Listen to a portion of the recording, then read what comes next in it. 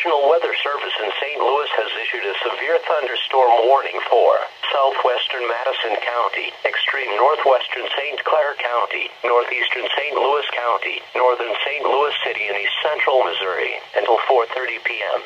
At 3:42 p.m., a severe thunderstorm was located near Riverview and moving east at 20 miles per hour. Expected hazards include quarter-size hail. This is a radar-indicated threat. The following impacts are expected.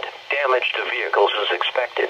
Locations impacted include Madison, Granite City, Pontoon Beach, Collinsville, Glen Carbon, Maryville, Edwardsville, Troy, Fairmont City, Hartford, Roxana, Mitchell, Pogan-Cutton. This warning includes Horseshoe Lake State Park and Scott Joplin Historic Site. This warning also includes Interstate 55 in Illinois near exit 23.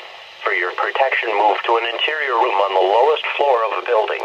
Repeating, a severe thunderstorm warning has been issued until 4:30 p.m. for the following county: St. Louis County, Missouri, and the following counties in Illinois: Madison and St. Clair, and the Missouri Independent City of St. Louis.